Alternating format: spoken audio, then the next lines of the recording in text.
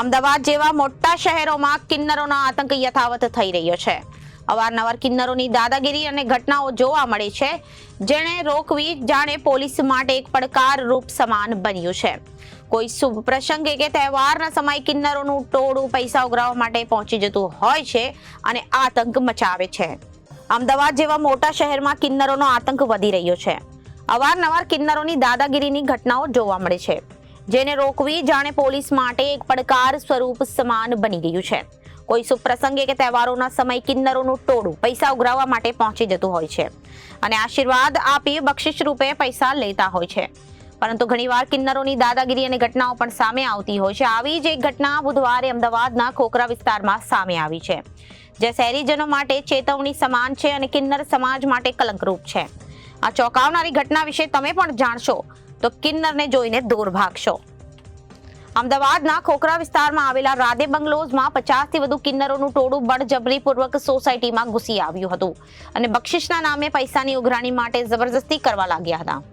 સોસાયટીના રહીશો દ્વારા ઈચ્છા અનુસાર આપેલી બક્ષિસનો અસ્વીકાર કરી વધુ રૂપિયાની માંગણી કરી હતી, જેનો સ્થાનિક રહીશો વિરોધ કરતા કિન્નરો બળજબરીપૂર્વક કરી મારામારી પર ઉતારૂ થઈ ગયા હતા। આ સમગ્ર ઘટના સીસીટીવી કેમેરામાં કેદ થઈ હતી। કિન્નરોની વારંવારની દાદાગીરીથી કંટાળી સોસાયટીના રહીશોનું ટોળું ખોખરા પોલીસ સ્ટેશને ફરિયાદ નોંધાવવા માટે પહોંચી ગયું હતું। સ્થાનિક રહીશોનું કહેવું છે કે તહેવારોમાં કિન્નરોને બક્ષિસ આપીએ છીએ, તેનો અર્થ એ નથી કે તે લોકો મન ફાવે તેવું ઉદ્ધતાભર્યું વર્તન અને દાદાગીરી કરે। આ વિસ્તારમાં અનેકવાર કિન્નરોની દાદાગીરીના બનાવો બની ચૂક્યા છે, જેથી લોકોની માંગ છે કે પોલીસ તેમને કડક અને દાખલારૂપ કાર્યવાહી કરે, જેથી આ પ્રકારની ઘટના બીજા કોઈ સાથે ન બને અને ભવિષ્યમાં અન્ય લોકો હેરાન ન થાય। તમારી સાથે શું વર્તન કરવામાં આવ્યું અને કઈ રીતે તમને હેરાન કરવામાં આવ્યા?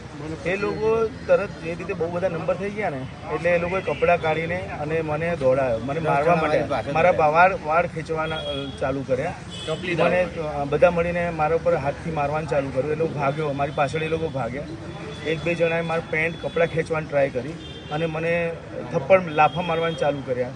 એટલે હું આ બધું જોતા ભાગી ગયો ત્યાંથી અને બીજા સોસાયટી મેમ્બરે તરત આવીને મારો બચાવ કર્યો।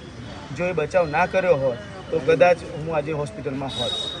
કેટલા કિન્નરો હતા અને કેવી રીતે આપણે આ ઘટનાને અંજામ આપ્યું એમણે? આ લોકો આવ્યા હતા પહેલાં 3-4 જણા જ, પછી ધીરે ધીરે આ લોકો થઈને 40 થી 50 જણા થઈ ગયા હતા અને એ લોકો એટલા ઉશ્કેરીને એટલી જોર જોરથી રાડો નાખતા હતા અને બધું કપડાં ઉતારીને અને આખી સોસાયટીમાં જે સભ્ય સોસાયટીમાં આવું વર્તન ના કરાય, એ આખો ભયનો માહોલ ઊભો કરી નાખ્યો અમારી સોસાયટીમાં કયા પ્રસંગને લઈને એ લોકો બક્ષિસ લેવા આવ્યા હતા? એક અમારે ત્યાં 6 નંબરમાં અમારે એક દીકરી છે, એમના દીકરીના મેરેજ છે, એમના લગ્ન છે દીકરીના, એને ડિસેમ્બર લગ્ન હજુ બાકી, એના માટે એ લોકો આવ્યા હતા।